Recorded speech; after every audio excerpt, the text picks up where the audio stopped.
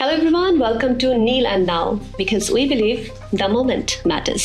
And the headline for today's show is the famous singer Arijit Singh shared Bangladeshi singer Angel Noor's song Jodi Abar and gave a caption, "What a song."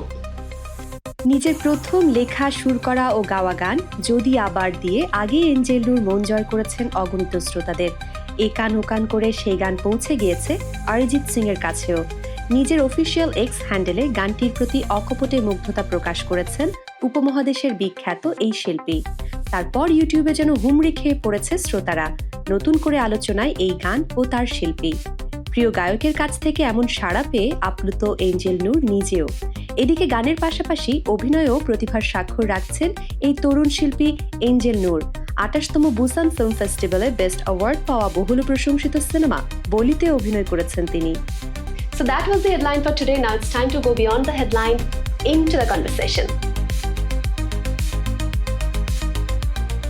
So I have with me now the talk of the town himself, Angel Noor. Welcome to the show. কেমন আছো? হ্যাঁ, ভালো আছি। তুমি কেমন আছো? খুব ভালো আছি। Thank you so much for making your time. কারণ আমি যতটা বুঝতে পারছি এই সময়টা তোমার ভীষণ ব্যস্ত কাটছে, specially with all the interviews and everything. Arijit Singh, আমরা মনে হয় এই সাবকন্টিনেন্টে এমন কাউকে খুঁজে পাওয়া যাবে না অরিজিৎ সিংকে চেনেন না বা তার ভক্ত নন, খুব কমই মানুষ আছেন। অরিজিৎ সিং তোমার একটা গান শেয়ার করলো, আর স্পেশালিটি হচ্ছে এই গানটা তোমার প্রথম করা গান, প্রথম সৃষ্ট একটা গান। আমার এটা জানতে ইচ্ছে করছে, the first moment you got to know about this, ওটা কেমন ছিল? তুমি নিজে দেখেছিলে, কেউ বলেছে? মানে how did you get to know? এটা হয়েছে আসলে আমার 2 দিন পরে আমার কনসার্ট ছিল। আচ্ছা। রিদম অফ ইয়ুথ বসুন্ধরায় যেটা হলো। সো ওই লাইন আপটা একটু খুব টাইট ছিল, লাইক শিরোনামহীন, আতসেল, নগরবাউল, জেমস। তো ওনাদের সাথে আমার লাইন আপ ছিল, আমি ওটা নিয়ে আসলে একটু চাপে ছিলাম। So I was in practice প্যাডে ছিলাম। সো হুট করে আমি আমার ইউটিউবে দেখি প্রচুর নোটিফিকেশন আসতেছে, আমি উপর থেকে দেখলাম অরিজিৎ সিং লেখা। এরপরে আরো 2-4 জন অরিজিৎ সিং লেখা লাভ রিক দিয়ে একটু ঢুকে দেখি কি অরিজিৎ সিং এর শেয়ার থেকে দেখতে আসলাম। তখন আমি একটু শক খেয়ে গেছি যে how is it, what is going on.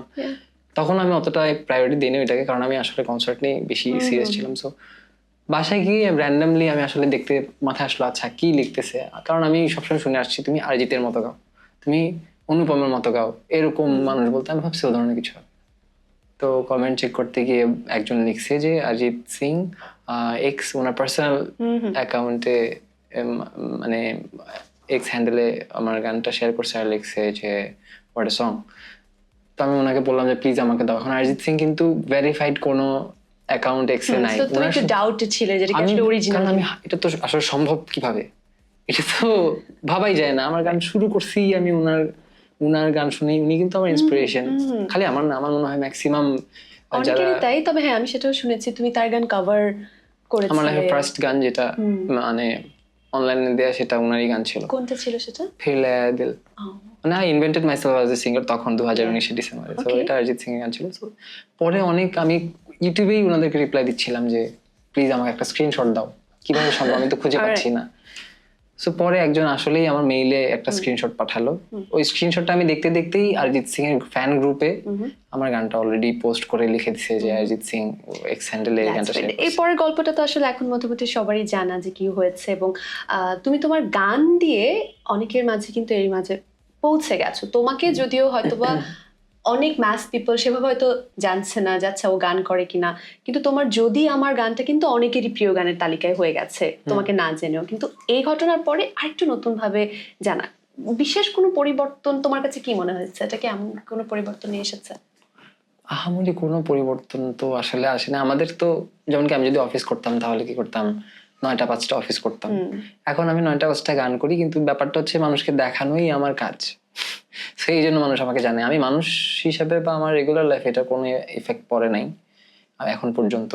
হ্যাঁ, এখন একটা ব্যাপার হচ্ছে যে প্রাইভেট লাইফটা হয়তো একটু পাবলিক হয়ে যাচ্ছে আস্তে আস্তে, যেটার জন্য আমি অলরেডি একটু মানে একটু চাপই বোধ করছি। আচ্ছা, মানুষ হিসেবে আমার কোনো পরিবর্তন হয়। You have told me যে আমি একটু স্কেয়ার্ড। হ্যাঁ, আমি একটু স্কেয়ার্ড, কারণ খুব অল্প সময়ে বেশি হয়ে যাচ্ছে মনে হচ্ছে আমার। আর দ্বিতীয়ত একটুখানিও ভুল করা যাবে না। আই আন্ডারস্ট্যান্ড, ওভারওয়েলমিং একটা ফিলিং। ওভারওয়েলমিং, হ্যাঁ। আর এই যে তোমার গান শেয়ার করেছে তুমি, এরপর অনেক কিছু হয়েছে, নিউজ হয়েছে, দেশের সবচাইতে বড় গণমাধ্যমে এটা নিয়ে তোমাকে ফিচার করা হয়েছে, তুমি কি কোনোভাবে তাকে রিচ আউট করেছো? অরিজিৎ দাকে? না, আমার তো এটা নিয়েই তো আমি অলরেডি মানে খুব ওভারওয়েলমড। Thank you. কিন্তু ওনার ম্যানেজার আমার সাথে যোগাযোগ করেছিল। আচ্ছা, উনি আমাকে বলছে যে please come over to Kolkata any time whenever you want। So are you planning to? আমার এমনিতেই কলকাতা যাওয়া হবে মোস্ট প্রবাবলি এপ্রিলের ফার্স্ট উইকে। আচ্ছা, কোন কাজ, কোন project that you want to do? আমার এবছর 2টা সিনেমার জন্য আমার সাথে অলরেডি কথা বলছে, একটা কলকাতার, একটা তামিলনাড়ুর। তামিল সিনেমাটার নাম হচ্ছে সুপার কাথাই। অলরাইট।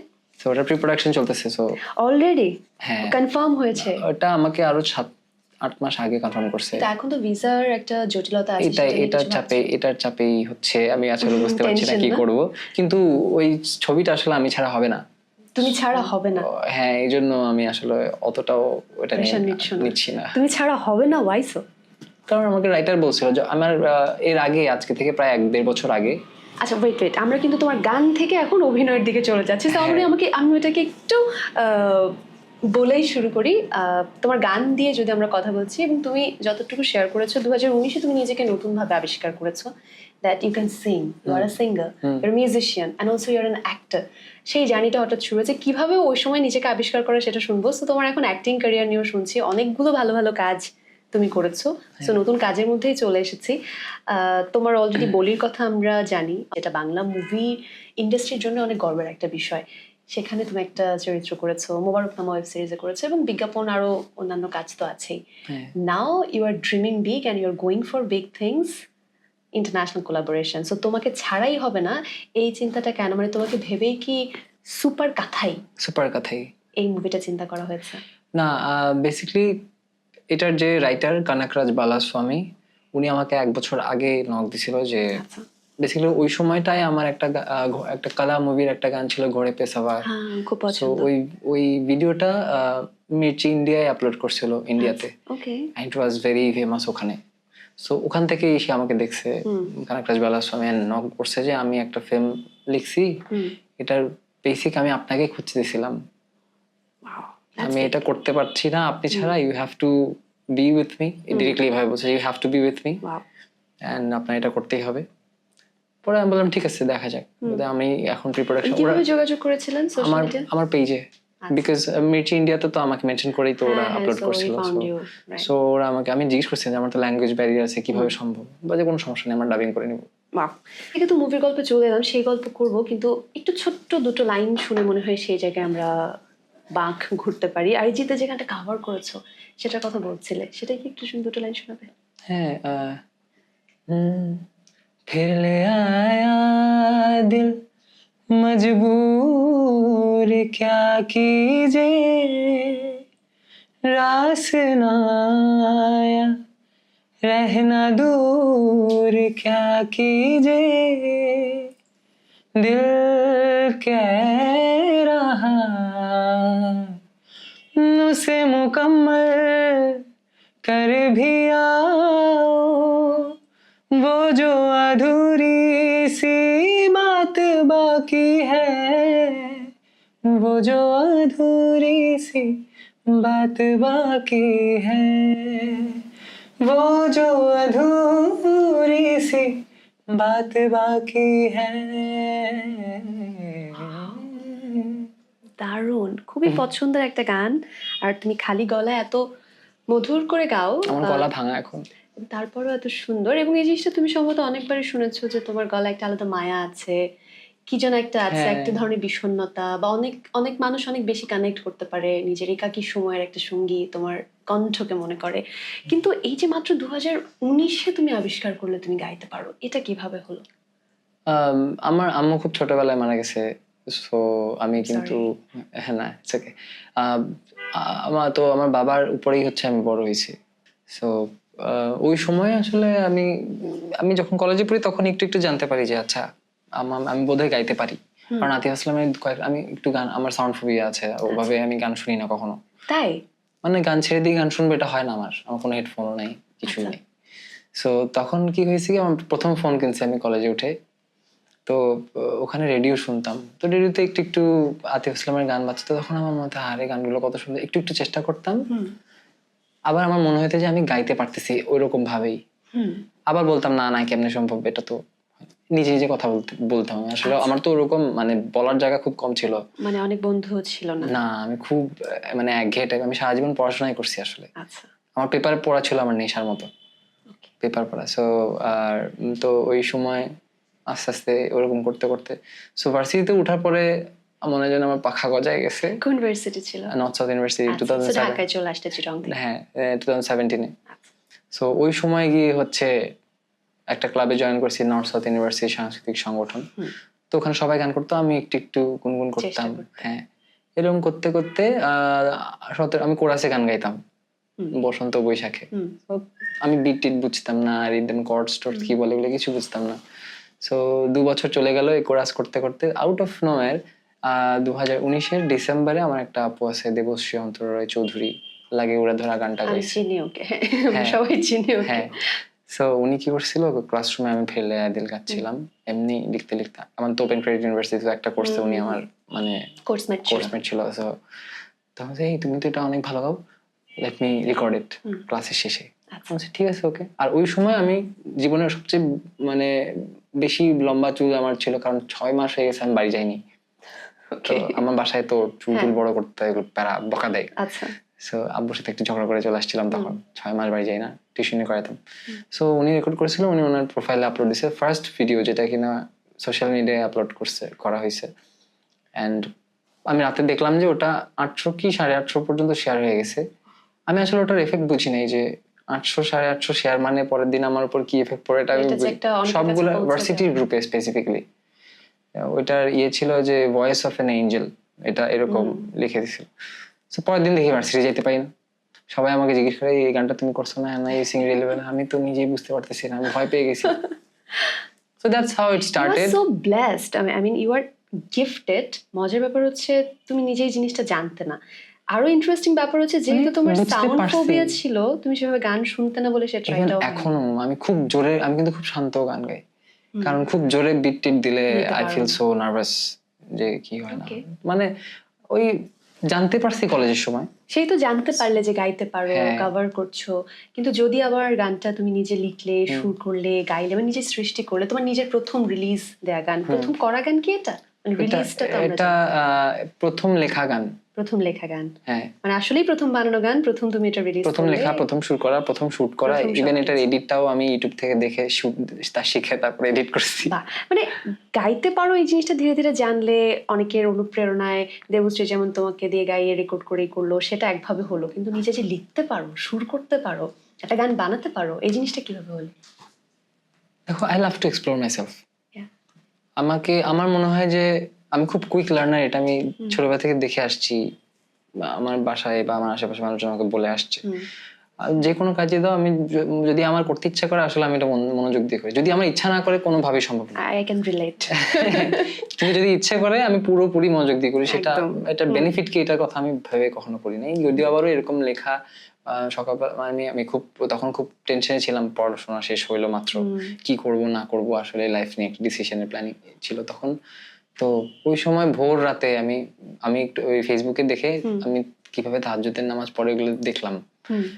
আসলে ওই সময় আমি এমন একটা ফেজে ছিলাম যে খুবই ডিস্টার্ব ছিলাম, গান টানের ক্যারিয়ার মানে সবকিছু মিলাই আমি তো একটু ফেমাস, তখন আমি একটু ফেমাস হয়েছিলাম পাসুরির কারণে, তখন পাসুরি ওয়াজ হিট, পাসুরি কাভারটা।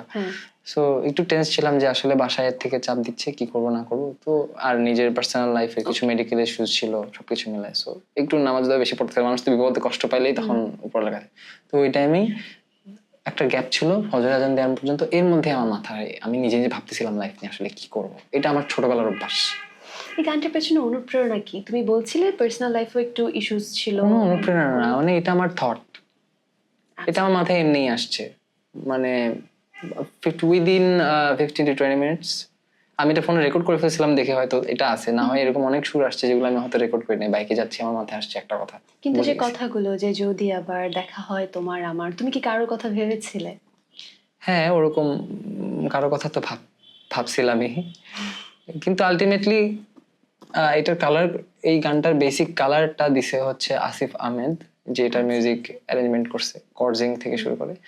সো দুজনেরই আমার ইমোশন গুলাকে ওই ধারণ করতে ওই জায়গায় পেরেছে। বিকজ আমাদের গানের শুরু একসাথে।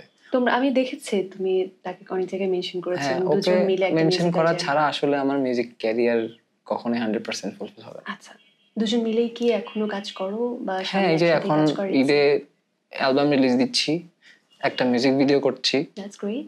আর 4টা গান নাটকে আসতেছে, হ্যাঁ, এগুলো আমরা একসাথে করতেছি। 4টা গান নাটকে দিচ্ছ এবং অ্যালবাম রিলিজ করছো, সব কি নিজের লেখা? সব নিজের লেখা শুরু করা, সব নিজেরই করবে হ্যাঁ। এরকমই কিছু? এখন তো এই সময়টায় তোমার আরো অনেক বেশি অফার আসছে না? অফার আসছে, কিন্তু আমি আসলে আমার নাটক, টু বি অনেস্ট, নাটকের জন্য গান লিখতে শুরু করতে আমার একটু কষ্ট হয়, কারণ ওখানে ওদের ডিমান্ড অনুযায়ী আমি কাজ করছি, ওদের ফিডব্যাকস থাকে, ওদের ইচ্ছা, ওদের ইমোশন থাকে, ফরমাইশি কাজ যেটাকে হ্যাঁ। বলি। এখন ওটা আমার তাও করতে হয়, কারণ অবভিয়াসলি আপনি যখন গান করছেন বাংলাদেশে, you need to be financially established, to be honest. আমি এখানে কোনো আবেগের কথা বলবো সবার না, জন্যই সত্যি হ্যাঁ। এটাই। তো আমি বেসিক্যালি গানটা যখন সেল করে দিচ্ছি কপিরাইট, তখন I am getting some money and I am spending those money on my own songs. Okay, so ওভাবে that's the right thing to do. I have nothing to do এটা করা ছাড়া। মজার প্রশ্নই করি, এই যে বলছি কারোর কথা ভেবে তো একটু লিখেছিলাম, সেই মানুষটা কি জানে? হয়তো জানে, হয়তো জানে না, ইউ ডোন্ট নো দ্যাট। আমি এটা নিয়ে ভাবতেও চাচ্ছি না। ওকে, আমরাও ভাবতে চাচ্ছি না তাহলে। হ্যাঁ, ঠিক। অনেক কিছু সামনে আছেন। এঞ্জেল, তোমার probably it's just your beginning, but you have a long way to go. You are dreaming big and you are doing big things. অনেক বড় বড় প্রজেক্টের সাথেই আছো। গানের গল্প তো অনেক শুনলাম, যেহেতু গান দিয়েই আজকে আমরা হেডলাইন করেছি, এবং গানের গল্প শুনতে আমাদের অনেক ভালো লাগে, কিন্তু তুমি একই সাথে দারুণ অভিনয় করো। অভিনয় তোমাকে প্রথম আবিষ্কার করেছে কে, কিভাবে?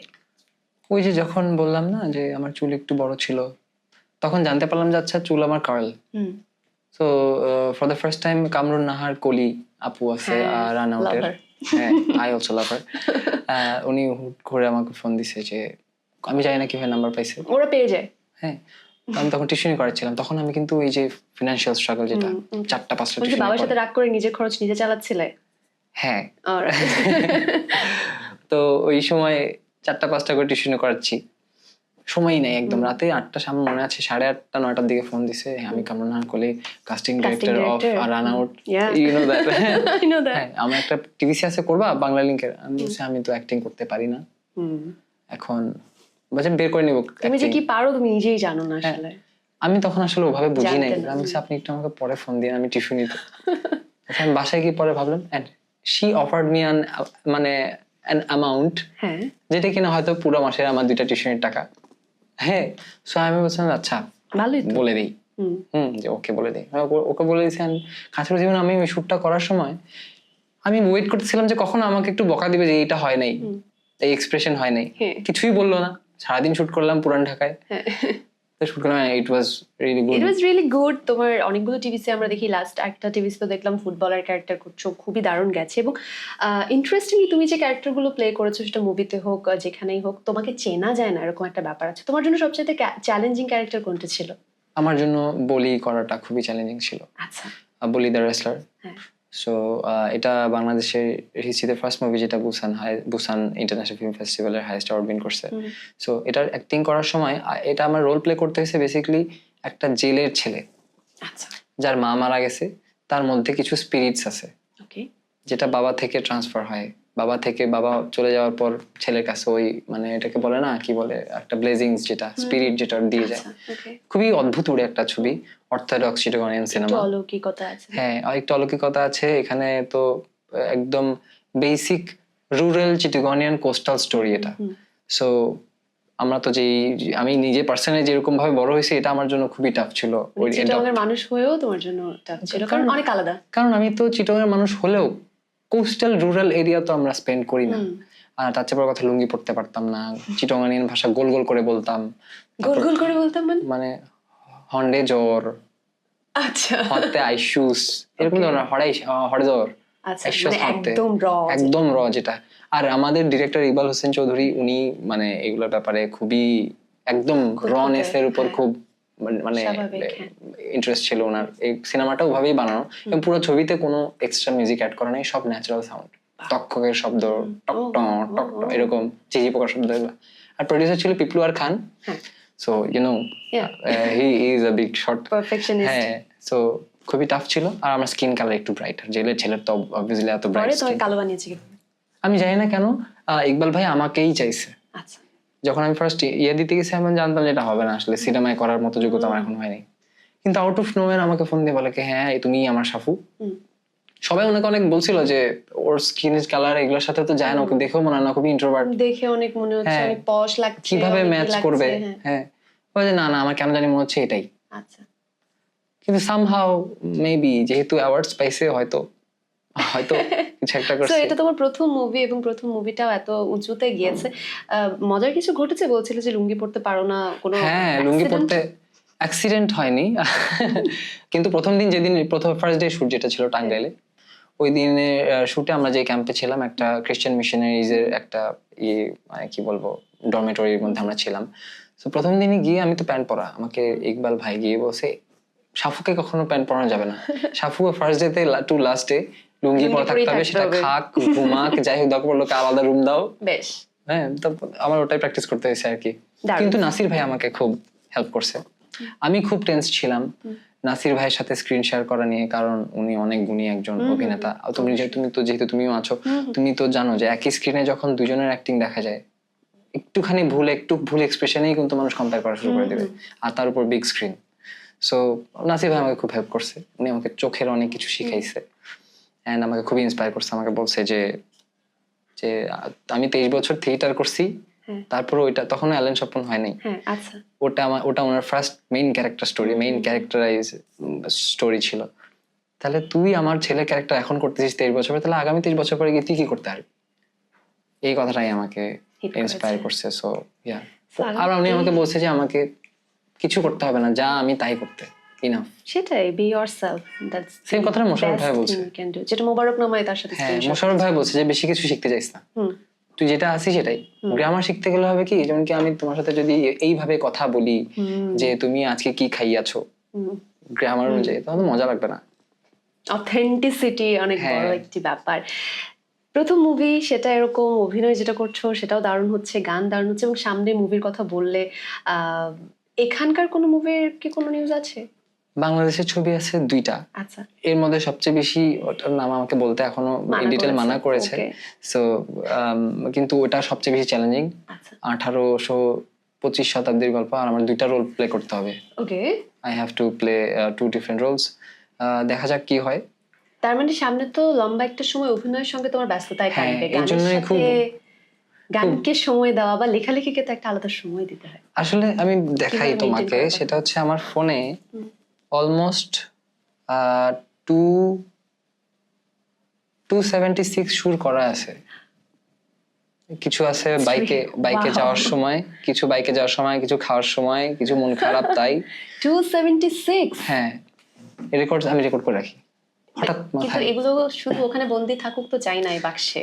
দেখি কতটুকু পারি, আসলে আমি প্ল্যান করছি না। তার মানে তোমার ভালো একটা ব্যস্ত সময় যাবে, ঈদেও অ্যালবাম, মিউজিক ভিডিও, এর মধ্যে এই যে তুমি বললা না যে ভাস্ট অ্যামাউন্ট অফ মানুষ আমাকে চেনে না, ভাস্ট অ্যামাউন্ট অফ মানুষ আমাকে চেনে না কারণ আমার কাজ রিলিজই হয়েছে। যতটুকু চেনেন 2টা কাজে। আমি তো সোশ্যাল মিডিয়ায় ওভাবে অ্যাক্টিভলি আমাকে মানুষ চিনুক এটা আমি চাই না। আমি কয়দিন আগেও চিন্তা করছিলাম ফেসবুক ডিলিট করে দেবো, কারণ আমার ফেসবুকে থাকতে খুব দম আটকায় আসে।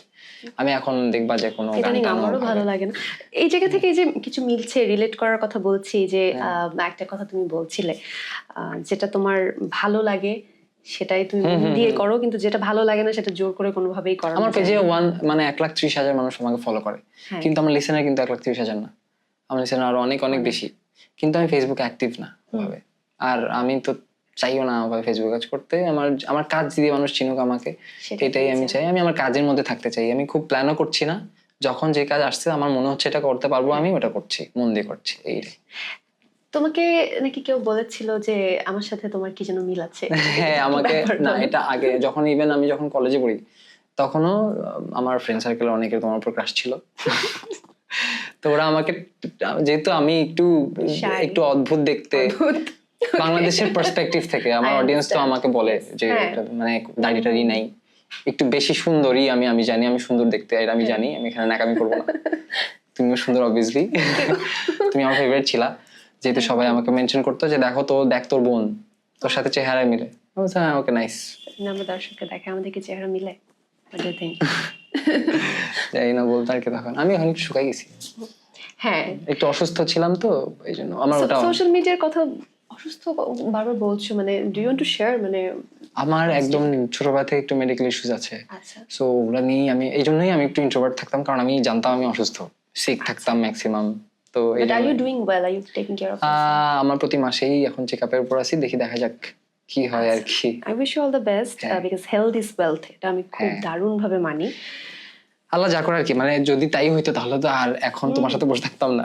আচ্ছা চলো আমরা একটা ছোট্ট করে একটা গান শুনি। কি গান শুনবা? তোমার একটা পছন্দের গান শোনো, যে করা গান শোনাতে পারো যেটা হয়তো কেউ শুনেনি এখনো।